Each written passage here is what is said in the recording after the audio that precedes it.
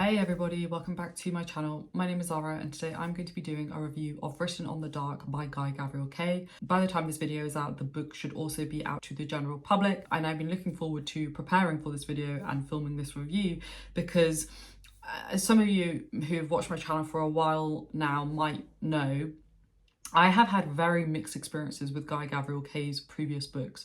On the one hand, there have been some absolute failures for me, books that I've actually hated and just really did not enjoy. And then on the other hand, I've had absolute favourites, books that I love, that I still think about today and that I will reread again in the future. So he is one of those authors that, while I have had some misses and also some books that I've been, relatively lukewarm on, I do also have generally a positive sentiment towards Guy Gabriel Kay. I was really excited about this one because I was quite interested in the particular historical context of this one, which I'll come on to in a second. But I will just give you a very quick heads up that this was another really kind of middling experience for me. There were certain aspects of it that I liked, there were other aspects of it that I didn't like.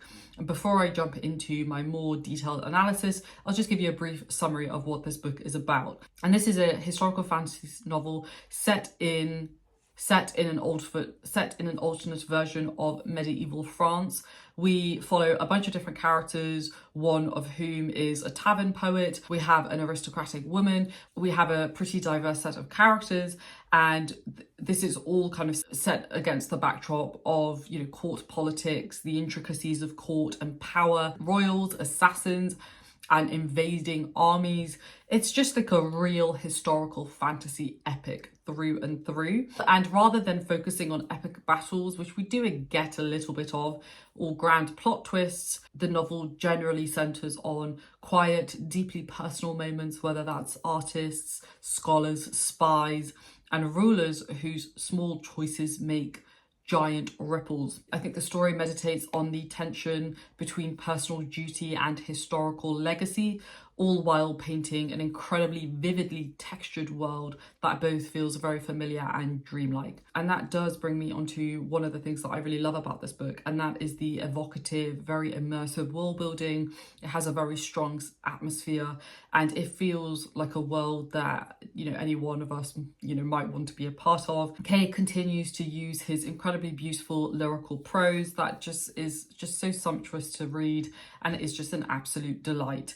Sometimes, I will say though, the language does feel overly ornate, which I think creates a level of emotional distance that I haven't experienced a ton of in some of its other books, but I feel like it was particularly noticeable in this book. There are strong moments of insight and reflection, but I did occasionally feel that there was a lot more style over substance, and I think I've definitely experienced this in other books of his that I didn't like, where the writing almost is a little bit too much. It's trying to do too much and it kind of loses itself in the middle.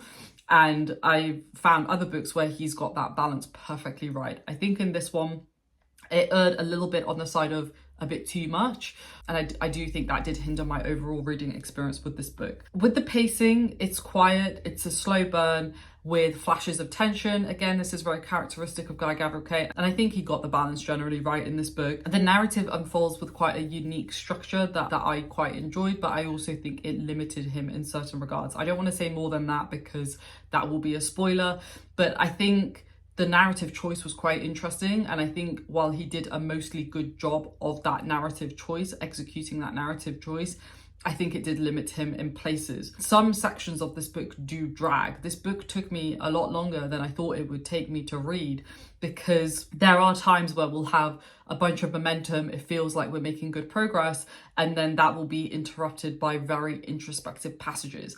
Now, I typically don't mind that, but I think with a book like this that is in some regards quite dense, it adds to that level of denseness. And I think we could have removed some of those, or we could have shortened some of those to help keep that momentum up. It does, I'll be honest, feel like a bit of a slog in places. And again, that did really impact my overall thoughts by the end of the book, because it felt hard to read at times, which is not something that you generally want. In terms of the characters, so as many of you will know, characters and themes are like the two really key areas for me. And I think the characters were fine. I think this was actually one of the weakest parts of the book. I just didn't connect to any of them emotionally, even though I really should have in theory. Our main character, Thierry, you know, he's a poet, he's an outsider, he's an artist. Very interesting concept of a character, but I just didn't connect with him emotionally. He was lacking something, he was lacking depth, and I think that's really unfortunate because Guy Gabriel Kay can write incredible characters. Some of the books that I've read of his have some of my favourite characters. And so I was quite surprised actually that this character I didn't connect with because he just felt very separate from me, which is interesting. There are a couple of other characters that, like, there is an aristocratic woman character that I really enjoyed. She's, as I mentioned, an aristocrat. She's sharp, she's very compelling, very witty, but she was, in my opinion, like completely underused. I think we should have had more time with her. You know, I think we could have had less of Thierry, more of this other character, and I think that might have helped the pacing a little bit. It might have helped the overall direction of the book a little bit, but that's obviously just my personal opinion. This is very much, like with a lot of his other books, an ensemble cast. It includes mystics, royals, healers, and while they're all intriguing in their own ways, I think most, if not all of them, are just not fleshed out enough.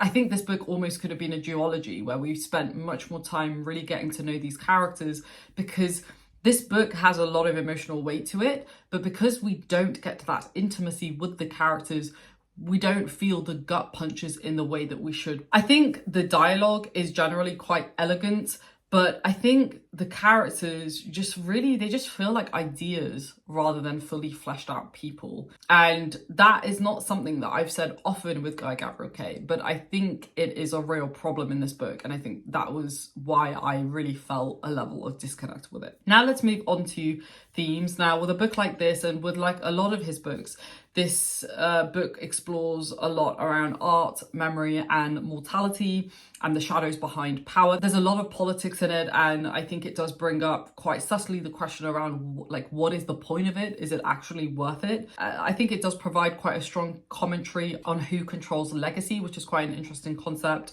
You know, who gets remembered and why do they get remembered, even when those people aren't necessarily good people or who haven't necessarily achieved particularly great things. Why is it that certain people get remembered and others get completely forgotten? There are some subtle supernatural touches that add to the sense of myth and add to the sense of mystery, which I quite enjoyed. And while I think it was thought-provoking in places, I think the overall effect, the overall emotional resonance felt very muted for me, which is such a shame because I don't say that often for Guy Gabriel Kay. I think his books have garnered so much emotion from me in the past, like A Song for Our Bond, A Brightness Long Ago. Like, those are two of my favorite books, and they really evoked emotion within me to the point where, like, that I was audibly kind of reacting to parts of those books. But I just didn't get that in this book. It just felt quite flat. It didn't really feel like it had any emotional weight to it, which is really quite sad because it's just not something that I would typically expect from a Guy Gabriel Kay book. Overall, I think it is very beautifully written, and I think the world is very beautifully described, and I think conceptually it is very rich. But I think I admired this book more than I actually enjoyed it. Like, I think there's aspects of it that I really admired, but I think overall it just did not do what I think it was setting out to do.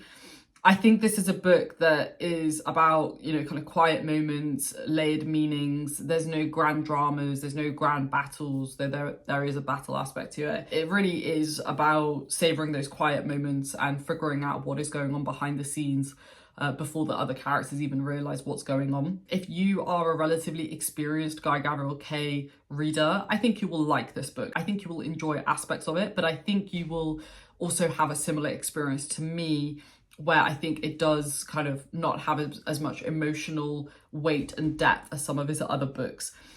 I also think this book is not a good one for newcomers. So if you are interested in reading Guy Gabriel Kay and you haven't read any of his other stuff, this is the last place I would recommend starting. Like, I don't think this is a good starting point for his writing because I don't think it shows his writing off in the best way possible. And I do think it meanders too much that it might cause you to lose interest in his other works, which are genuinely remarkable. Overall, I gave this book 3 stars. I think it is beautiful. I think it's intelligent, but it didn't stir anything lasting in me. I don't think it's a book that I'm going to remember. I don't think it's a book that I'm going to particularly recommend. I think it's a book that has good ideas, executes on some of those ideas reasonably well, but I don't think it's a book to be shouted about, to be completely honest. I am really excited to see what Kay writes next because, as I mentioned, because I've had such a flip-flop experience with him, I've had real successes and then real misses. You know, I'm hoping the next one will be a real hit because the last 2 books of his that I've read have been misses for me. So hopefully the pendulum will swing in the other direction for whatever I pick up next, whether that's a future published book or a book that he's already published. So that's it. That's my relatively quick review of this book. I think it was fine. I think it was beautifully written, but I think it did have quite a lot of issues with it. And I'm really curious to hear your thoughts, particularly for long-term Guy Gabriel Kay fans like myself.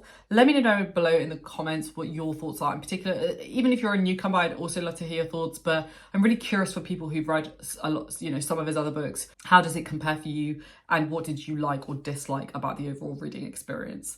So that's it, folks. Thanks for watching. I hope you liked it. If you did, please do give it a thumbs up and consider subscribing, and I will see you in my next video. Thanks for watching. Stay safe, take care, and I will see you very soon. Bye.